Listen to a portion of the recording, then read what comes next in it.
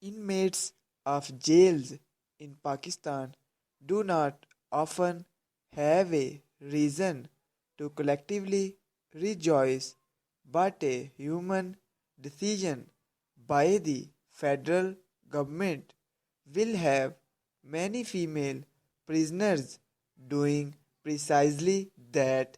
Prime Minister Imran Khan on Wednesday directed the relevant authorities to prepare for the early release of under trial women and those who continue to remain behind bars only because they are unable to pay petty fines.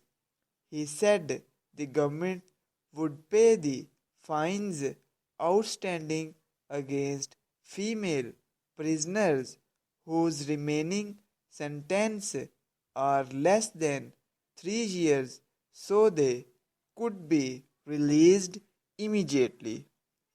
It appears that directive also extends to the release of prisoners behind bars for minor crimes.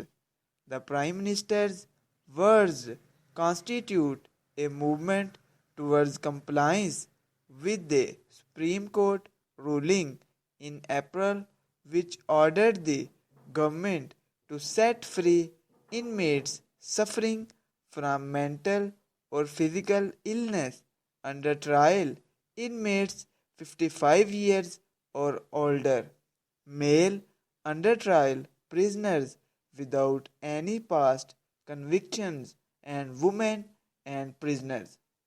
The measures also brings us a little closer to our international human rights obligations. A civilized society is that which respects the inviolable dignity of a man, even of individuals, for heinous crimes. By that measure, Pakistan scores very poorly. A number of studies have into the conditions inside the country's jail.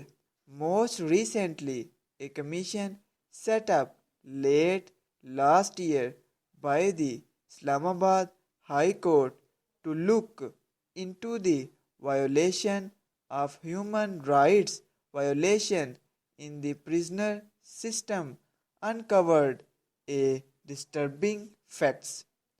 Those behind bars find themselves subject to daily indignities and deprivations that constitute no less than a subhuman existence. According to the Commission's report, which is submitted to the Islamabad High Court in January this year,